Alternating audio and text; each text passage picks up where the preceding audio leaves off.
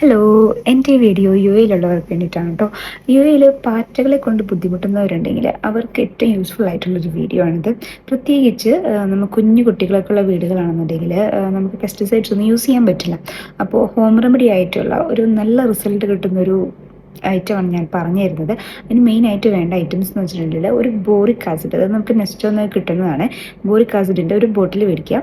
അതിനൊരു 5 ഗ്രാംസിൻ്റെ അണ്ടറിൽ വരുന്ന ഒരു ഐറ്റമാണത്.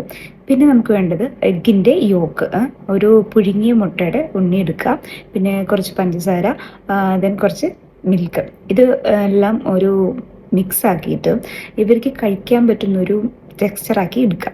എന്നിട്ട് നമ്മൾ എന്ത് ചെയ്യുക, ഒന്നില്ലെങ്കിൽ അലൂമിനിയം ഫോയിലോ അല്ലെങ്കിൽ അലൂമിനിയം ഫോയിൽ, ഞാൻ ആക്ച്വലി അലൂമിനിയം ഫോയിൽ പിടിക്കാൻ മറന്നു പോയിട്ടുണ്ടായിരുന്നു. സോ ഞാൻ എന്ത് ചെയ്തു, നമുക്ക് ഈ നെസ്റ്റോ അല്ലെങ്കിൽ നമുക്ക് പർച്ചേസ് ചെയ്യുമ്പോൾ കിട്ടുന്ന കവർ ഉണ്ടല്ലോ, പ്ലാസ്റ്റിക് കവർ, അത് കുറേ ചെറിയ പീസുകളാക്കി കട്ട് ചെയ്തിട്ട് അതിൽ ഞാൻ ഒഴിച്ച് എല്ലാ മുക്കിലും മൂലയിലും എല്ലാ മാക്സിമം പാറ്റകൾ നമ്മൾ കണ്ടിട്ടുള്ളത്, നമ്മുടെ റൂമിൽ എവിടേക്കാണ് നമ്മൾ പാറ്റകളെ കണ്ടിട്ടുള്ളത് ആ ഒരു ഏരിയ ഫുൾ എന്ത് ചെയ്യുക, ഇത് ചെറിയ ഡ്രോപ്സ് ആയിട്ട് അത് കൊണ്ടുവച്ച് കൊടുക്കുക. എന്നിട്ട് അറ്റ്ലീസ്റ്റ് ഒരു 5 days or 7 days നമ്മളത് വെയിറ്റ് ചെയ്യണം. ഇത് പെട്ടെന്ന് അങ്ങോട്ട് ചാവുകയല്ല ചെയ്യുന്നത്, ഇവരിത് വന്ന് കഴിക്കും.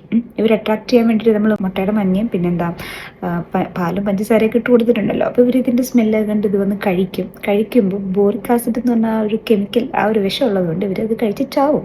പെട്ടെന്ന് ചാവില്ല, പകരം എന്ത് ചെയ്യും, പയ്യെ ഇഞ്ചിഞ്ചായിട്ട് കൊല്ലും. അങ്ങനെയാണ് നമ്മൾ ഈ പാറ്റകളെ കൊല്ലുന്നത്. സോ അവർ മാക്സിമം ഒരാഴ്ച 2 ആഴ്ചക്കുള്ളിൽ ഫുള്ള് ക്ലിയർ ആവും. അപ്പോൾ എനിക്കത് റിസൾട്ട് കിട്ടിയിട്ടുണ്ട്.